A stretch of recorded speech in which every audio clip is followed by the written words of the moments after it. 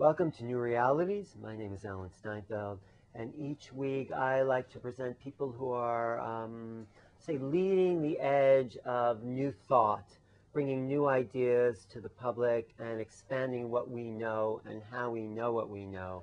That's why I call the show New Realities, because it's explorations in new ways of thinking. Tonight's guest is someone who's put a lot of thought into thinking, I would say. He has many books out on the market. One is called Unto Darwin. He's James Fetzer. Yes. Fetzer. Thanks, James, for being here. My pleasure, Alan. I'm delighted.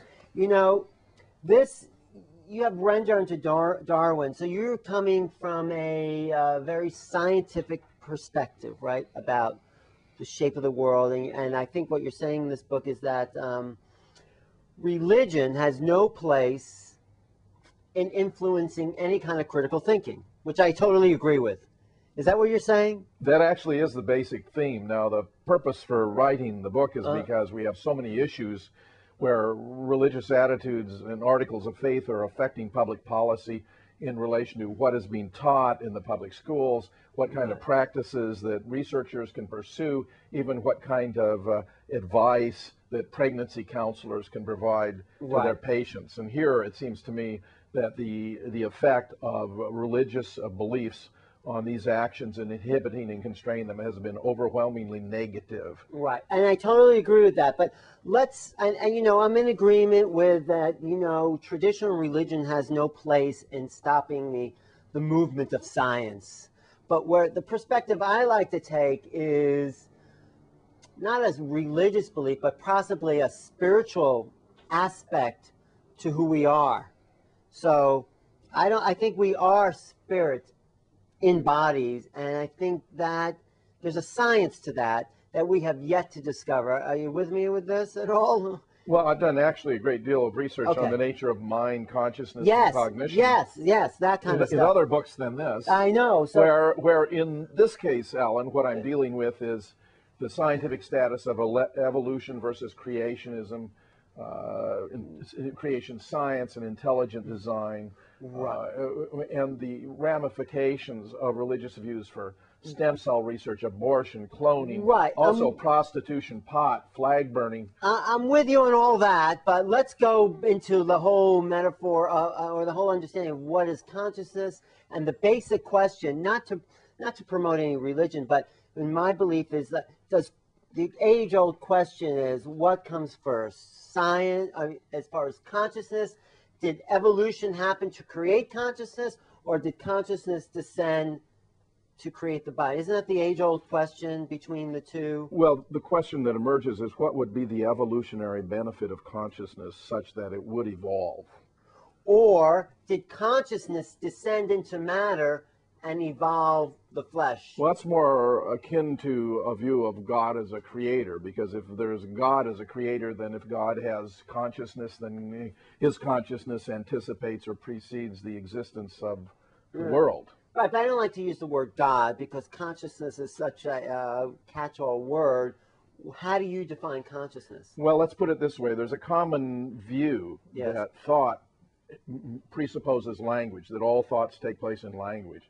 But there are many counterexamples that show that's not the case. I agree with that. Often we think in terms of images. I mean, imagine the last time you had a dream. How enjoyable would it have been if it were nothing but words rather than images? I'm with you. No, and my whole research I've done is that thought actually precedes language, and language just somehow puts a label on the thoughts and the feelings. I actually think feelings precedes even thought. We get the feeling, the thought is then shaped around the feeling, and then we put words to it. But what is it that we are? Who is thinking? Who's the thinker? Where does that come from? Who's the observer of the thoughts? A book of mine I think you would like is the complement to the Darwin book entitled The Evolution of Intelligence. Are Humans the Only Animals with Minds? Right. And here we have to delve into the nature of mentality and the nature of thought. Right. And I have developed a theory about the nature of thought based upon the work of the great American philosopher Charles S. Peirce, who developed what he referred to as his theory of signs, which have to do with different ways in which we use things to stand for other things. Like even words stand for other things. That's exactly right. Words are in one category known as symbols, where the connection between, in this case, the sign, symbol, and what it stands for is merely habitual association. Right. The word chair, for example, doesn't look like a chair, and it's not a cause or effect of a chair, nor the word horse, nor any other words in the English language for that matter, with an occasional exception of onomatopoetic words that sound like gurgling brook. They do say the original language, the ancient sacred language, Indo-European, Hindi, maybe Hebrew, had a certain vibration that was similar to the vibrations of the thing it named. So the word for chair would somehow feel vibrationally, but that's sort of out of your realm. Well, no, it's an intriguing idea, but since these symbols are merely habitually associated with what they stand for, I would suggest this is an importation of an additional dimension that isn't inherent to the sign relation, but an emotional attitude one has in relation to things of that kind. Emotional and sense, kind of, let's say, synesthesic sense of, synesthesia, the blurring of senses. There are people who have, like, you could see smells, taste colors. Well, just as I maintain that thought can take place without language, so too can perception take place without words. Right. We can subsume experiences by means of concepts without having to have a language to do that. If, after all, thought presupposed language, and if the language had to be, as it were, a human language, then no other species than humans could enjoy thought. Anyone who's ever had a cat for a pet, or a dog, for that matter. And you use the example of the gorillas and the sounds of the gorilla and the chimps, and they all make distinct communication sounds. But let's get back to Kantian metaphysics, right? Kant, Immanuel Kant. Yes. Didn't he sort of go off the logic that Western philosophers have been taking and say there's something that presupposes human existence? We're embedded with a sense, a greater sense of reason. Isn't that Kant's philosophy?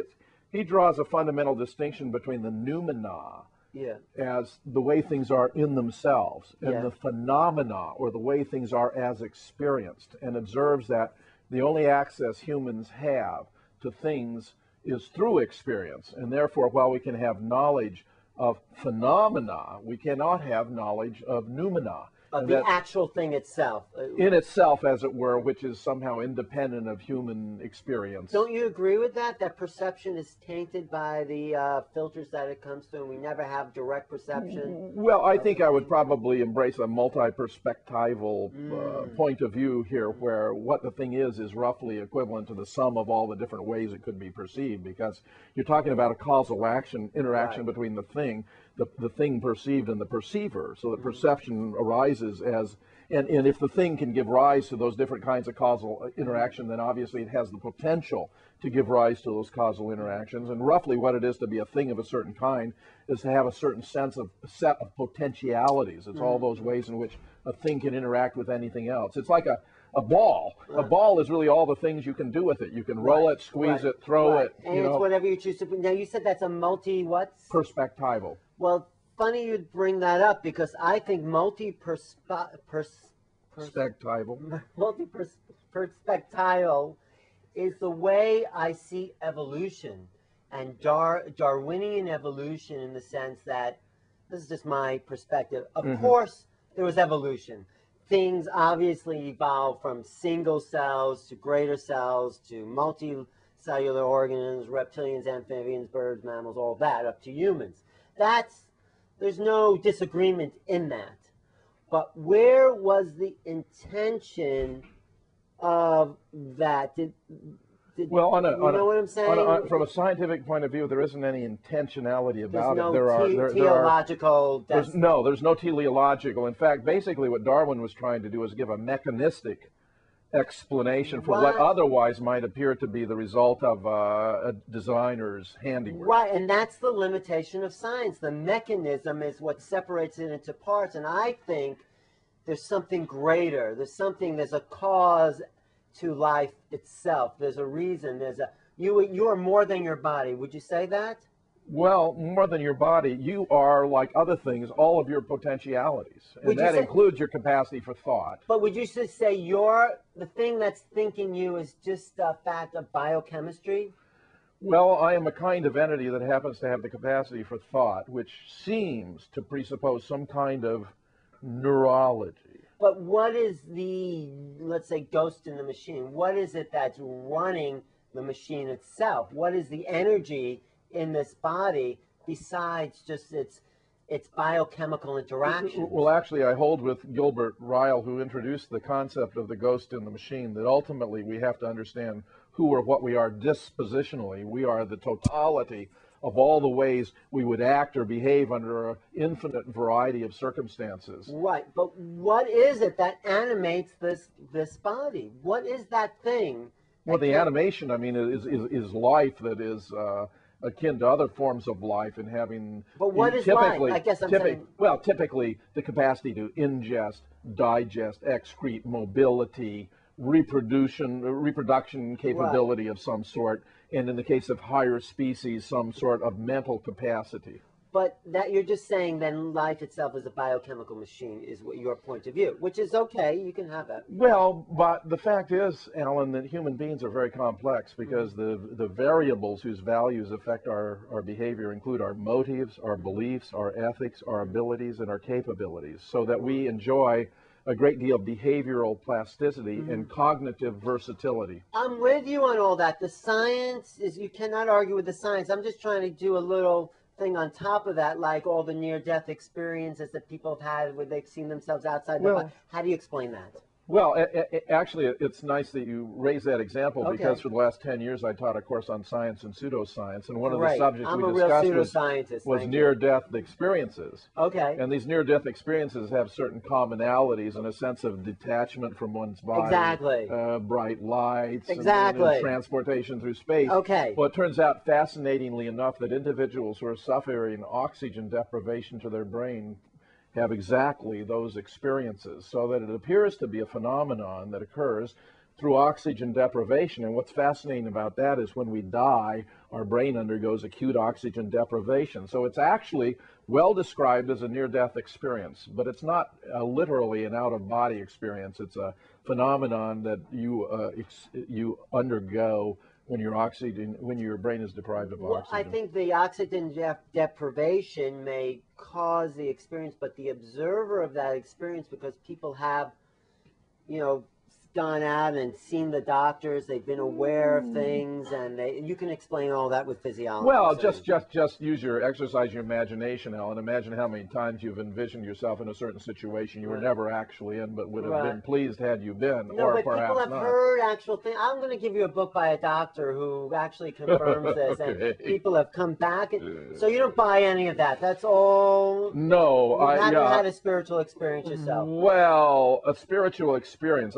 You're greater than your body, like you. I have had an unusual experience that had more to do with the concept of, more like mental telepathy on that order. How do you explain that? Well, let me tell you the experience. Because I was out in California when I was first seeking my first position as I was completing my PhD. This was in 1970, and I had been on a campus having an interview.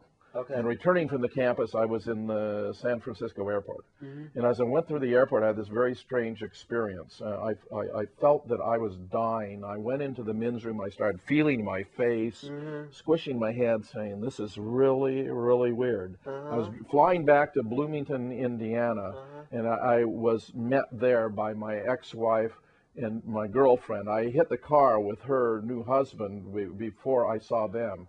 And he said to me, I should call Marguerite, my stepmother. And I said to him, it's Dad, isn't it? He said, yes. I said, he's dead, isn't he? He said, yes. How do you explain that? Well, with your biochemical... No, Alan, I share that profound fascination with this experience because it was unique in my life, but it was very distinctive. If I hadn't actually gone into that restroom and felt my face, I would be skeptical that I actually had the experience. But because I did those behavioral things, well, looked in the mirror, and when I was undergoing those experiences is the period my dad was having his heart attack, My stepmother was trying to revive and you him. knew it He was on carried some out yes. on the I don't know what to say about it. You felt it in your body. And I've even discussed this with my students because I find it to be Well, such a fascinating case. I appreciate you sharing that with me because, and the audience, because I think it's that experience that shifts people to realize there is something more than just biochemistry. I do not know how to account for it. Of course you don't. And you know, the noetic science that is coming now that Edgar Mitchell has brought in, which you may call pseudoscience, Dean Radin, non-local consciousness, this whole understanding, is the expansion and trying to explain these anomalies. Well, bear in mind that in my efforts to develop a scientific theory of consciousness that's part of a completely causal account of man's place in the world, I've developed a theory according to which consciousness is the ability to use signs that is not incapacitated. In other words, you can use signs of a certain kind. It might be images, it might be cause and effect relations, it might be symbols, and you're not incapacitated from the exercise of that ability. That's when you're conscious. Cognition then occurs when you're both conscious, meaning you have the ability to use signs of that kind that's not incapacitated, and you're in the suitable causal proximity to a sign of that kind. In that case, you have the effect of cognition is the result of a causal process. Yeah, but that I think it's a causal consciousness. I mean, I think it presupposes all perception, and it uses the mind. Consciousness exists. This is just my theory. It comes into a vehicle and uses the brain and then develops a mind in order to have perception and all those other things you say apply once once consciousness is in place. I'm just going to say that while I would respect your belief in consciousness of that concept that kind, it's not a concept that my research has required to account for man's place in the world. Well, except you're only looking at it through the perception that you're looking at it through, and as are you. As am I. I'm only looking through my narrow box. Exactly. I don't want to go for. I think I agree. I agree with you. Intelligent design is another cop out for the Christian right to dominate the limitations of science. I don't think science should have limitations, but I do think science is what Samuel Butler said in the 1700s. You know what he said? He says, science is man's ignorance of man's ignorance. We really can't explain the world. We'd like to. We're getting closer. It's like moving closer to the horizon. We're developing laws and understanding, but there's always more to discover. Well, the benefit of empirical science in a certain conception is that it is far more reliable at discovering the properties of the world than, for example, crystal ball gazing, tea leaf reading, random speculation. I am with you. It's these reliance upon anomalies. Intuition. It's these anomalies, these parapsychological events like you had, and thank you for sharing, because I think you exposed a little window of possibility in yourself that there might be more, that the mind and all the logic and all the neuroscience that you can possibly does not explain that phenomena. I concede as much. I do not know how to explain that, and I am open-minded about what it might involve. And you know what I have to say is there is actually a science to explaining that phenomena, but we are not evolved enough to be at the place where we can. I can't preclude that, Alan. We could agree with that, because throughout the history of science, we have discovered things that were heretofore completely unanticipated. Exactly. I mean, just imagine color television, polio vaccine. Not only that, imagine nuclear energy. When people have discovered things like the guy who discovered the circulatory system, they said that is ridiculous. All the scientists of his age said that, or the people who discovered continental drift. Yes. Only less than 100 years ago. Tectonics, yes. Yeah, they said that guy was crazy. So yes. A lot of new discoveries have been not very anticipated or not well received initially. Not well received at all. Wasn't it Schopenhauer? Even the fundamental science today of quantum mechanics was resisted by as great a mind as Einstein, who insisted that God does not play with dice, and yet we now take for granted that causal indeterminism or probabilistic causation is a fundamental feature of micro phenomena and possibly even macro. So what's that quote by Schopenhauer, that famous quote, that new ideas are first scoffed at and ridiculed and then... and resisted or rejected and then ultimately accepted. And ultimately, not only accepted, but as matter of fact, like the Yes, whole thing. yes, taken for granted all of a sudden. Right. I mean, Thomas Kuhn's Revolution in Scientific Theory is something you should really. Oh, I'm I've sure spent quite a bit of time on Kuhn. Yes, so, yes. Kuhn's theory in the face of a neurobiochemistry is what we're looking at in terms of consciousness. Well, what Kuhn's describing process he refers to as normal science, where in the absence of a better theory, scientists will tend to defend an inadequate theory in the face of falsifying evidence and treat the falsifiers as anomalies or problems, puzzles really to be resolved. Right. But when they find or encounter a theory that is more defensible, encompasses a broader range of data, then you'll have an adoption, the rejection of the old and the acceptance of the new. Right. What he's making a point about the psychology of scientists, because technically, from say a Popperian point of view, what they call anomalies are actually falsifiers, which means a theory has actually been shown to be false. But the scientists nurture it, even though it's tattered and torn, as long as they have nothing better. But James, I hate to break the news to you, but I think that's what you're doing. Break the news to me. You're doing that in terms of consciousness.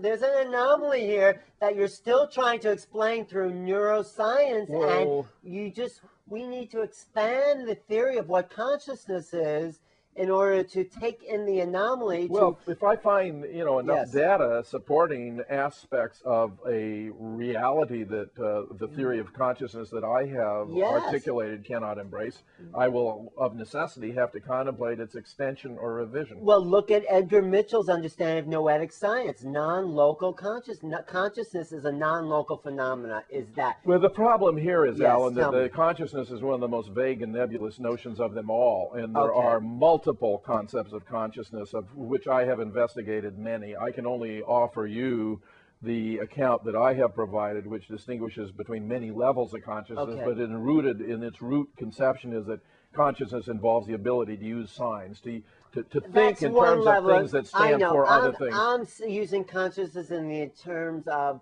the life force of awareness that doesn't have to be localized in a physical structure.